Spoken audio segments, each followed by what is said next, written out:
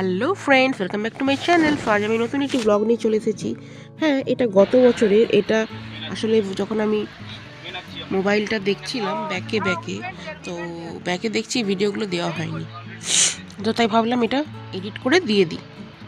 তাহলে কি এটা ফেসবুকেও থেকে যাবে অ্যান্ড ইউটিউবেও থেকে যাবে। ভবিষ্যতে যখনই মনে পড়বে এই ট্রিপগুলো দেখতে পারবো যে কোথায় কোথায় গেছিলাম। সত্যি অসাধারণ হয়েছিল এই 14 দিনের ট্রিপ আমাদের। গত বছর ছিল এটা 2024-এর ডিসেম্বর, 2023-এর ডিসেম্বর থেকে 2024-এর জানুয়ারি কভার করেছিলাম আমরা। আমাদের তার মধ্যে ছিল, প্রথমে ছিল আমাদের কোদাইকানাল, তারপর ছিল রামেশ্বরম, মাদুরাই আর মুন্নার। 4টি জায়গা আমাদের ভিজিট ছিল। তো এটা কিন্তু লাস্ট ট্রিপ আমাদের। তো এটা হচ্ছে লাস্ট ডেস্টিনেশন ট্রিপ মুন্নার। তো মানে জাস্ট অসাধারণ। ভিডিও আমরা অলরেডি আগেই দেখে নিয়েছিলাম যে কি সুন্দর জায়গাটি। তো আমরা মাদুরাই থেকে ক্যাব করে নিয়েছিলাম, যে বাসে করে যাব না, ক্যাব করলে ওখান থেকে ভিউ দেখতে দেখতে যাব, তো ওই জন্য ক্যাব করা।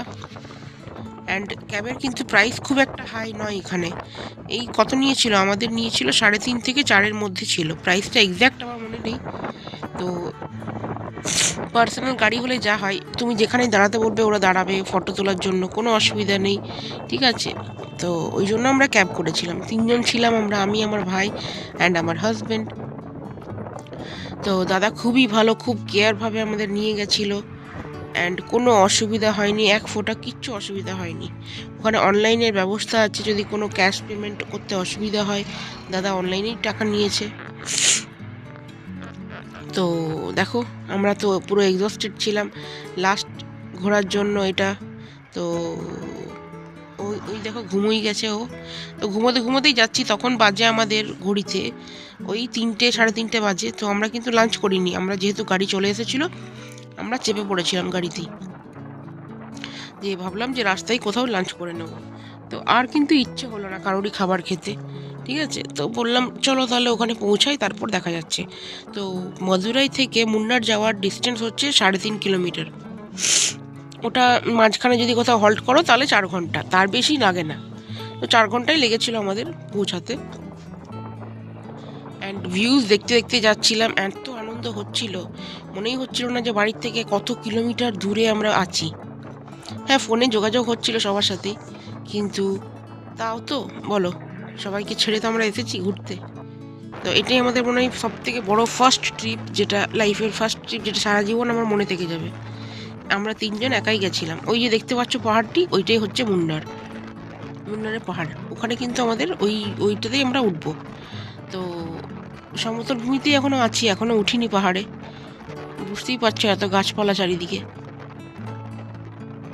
তো জাস্ট অসাধারণ ছিল। চেন্নাইতে যেরকম গরম ছিল, আর এই দিকটা প্রচুর, কিন্তু মানে ওয়েদার বেশ চেঞ্জ হচ্ছিল আস্তে আস্তে, আমরা ফিল করছিলাম।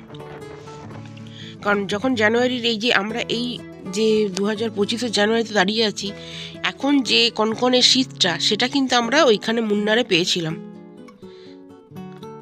আমাদের মনে হয় জানুয়ারির 3 তারিখ ছিল, 2024-এর জানুয়ারির 3 তারিখ। ওই যে দেখছো উইন্ডমিল, প্রচুর উইন্ডমিল ওখানে, মানে পুরো দূর দূরান্ত দেখলে শুধু উইন্ডমিলই দেখা যাচ্ছে। ফাইনালি আমরা যাচ্ছি, অ্যান্ড মনের মধ্যে একটা এত এক্সাইটমেন্ট ছিল যে কিছু বলার নেই। আমি আর আমার ভাই পেছনে বসেছি, অ্যান্ড আমার হাজব্যান্ড সামনে বসেছে ড্রাইভার দাদার সাথে। ড্রাইভার দাদা বলছে হিন্দি আতি হ্যাঁ থোড়ি থোড়ি। তো ওর কথাতে আমরা হাসছিও, অ্যান্ড মজাও হচ্ছে। ওর কথা অনেক কিছু শুনলাম, অনেক কিছু বলছে মুন্নারের নিয়ে। এই যে আমরা পাহাড়ে উঠে গেছি, বুঝতেই পারছো চারিদিকে কুয়াশা দেখা যাচ্ছে।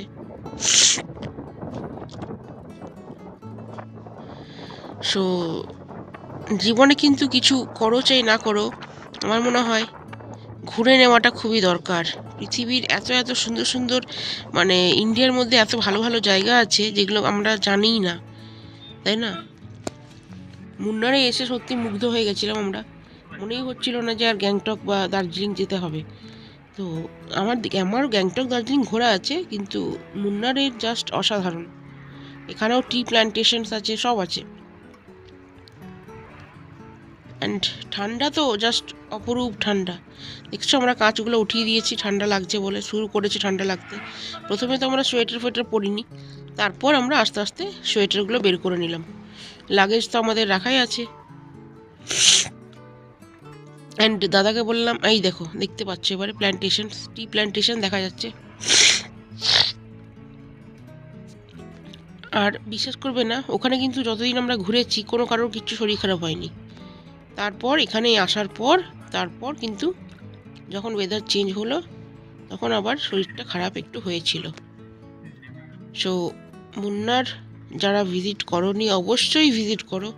চেন্নাই থেকে মুন্নার, অথবা তোমরা মাদুরাই থেকেও যেতে পারো।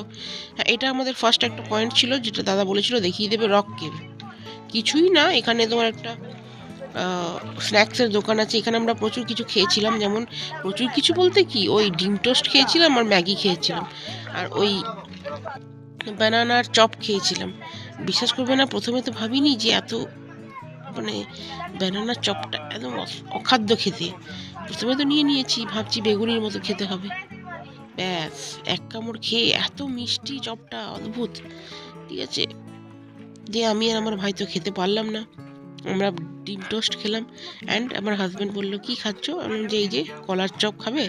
বলছে হ্যাঁ দাও। তো ওর তো খুব ভালো লেগেছে, ও 2-4-3টে কলার চপই খেয়ে নিল। প্রাইস কিন্তু এখানে রিজনেবল, খুব একটা হাই নয়। খাবারের দামগুলো খুবই কম। ফাইনালি এখানে আমরা ফটোশ্যুট করে নিলাম, অ্যান্ড ভিডিও তোলার পর আমরা আবার রওনা দিলাম মুন্নারের জন্য। ওখান থেকে আরও 2 কিলোমিটার দেখাচ্ছিল, বেশি দূর নয়, পৌঁছে গেছি প্রায়। তো আমাদের হোটেল অবধি পৌঁছাতে তো হবে। এই যে আমাদের হোটেল গ্রিন ভিউ, সব কিন্তু আমরা অনলাইনেই বুকিং করে নিয়েছিলাম আগের দিন। এই যে পেমেন্ট করা হচ্ছে অনলাইনে দাদাকে, খুব ভালো সার্ভিস দিয়েছে।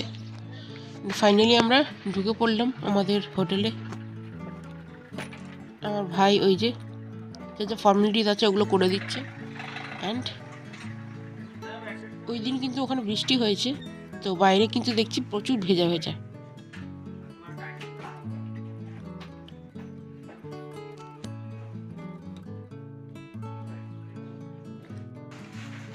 তো যেটা বলছিলাম, জীবনে কিছু করো চাই না করো, ঘোরাটা কিন্তু মাস্ট। নিজে না ঘুরলে তো কি পেলে আর, তাহলে জীবনে কিচ্ছু নেই। সোনা কিনবে, সোনা কিনলেও তো তুমি পড়তে পারো না, তাই না? সোনাটাও তো রাখা থাকে লকারে। তাহলে তুমি নিজে কি উপভোগ করছো সেটা তুমি ভাবো। ফাইনালি আমরা রুমের মধ্যে পৌঁছালাম। রুমটা এত সুন্দর, ছোট্ট কিন্তু জাস্ট খুব কিউট, খুব ভালোভাবে সাজানো। এই যে এই বেডটা আমরা নিয়েছিলাম, ডাবল বেড ছিল আমাদের। তো আর ওই যে ওই পাশে আরেকটা বেড আছে, ওটাতে ভাই থাকবে। টিভি আছে এখানে, কমপ্লিমেন্টারি টি দিয়েছিল। আর পাশেই ছিল একটা ছোট্ট প্যাসেজ, ওখানে ছিল কমন তোমার ব্যালকনি টাইপের। তো ওটাতেও তোমাদেরকে দেখাচ্ছি, চলো।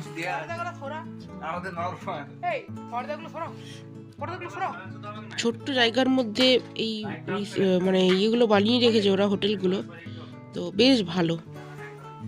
অ্যান্ড সবসময় গরম জল তো অ্যাভেলেবেল, এখানে তো ঠান্ডা জলের কোনো কাজই নেই। রুমগুলো বেশ গরম। এই যে একটা ছোট্ট প্যাসেজের মতো আছে, তারপর কিন্তু ভাবিনি যে এত সুন্দর হবে এখানটা। খুব সুন্দর ওটা সাজিয়ে রেখেছে ওরা, কমন ব্যালকনি টাইপের।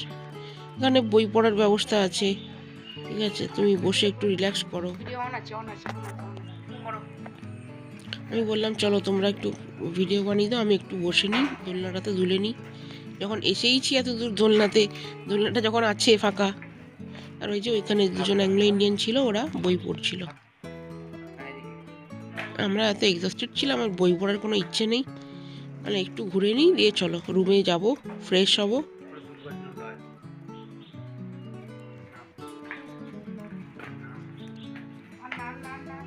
এরপর আবার ইচ্ছে আছে বড় কোনো ট্যুর করার, দেখা যাক কখন হয়।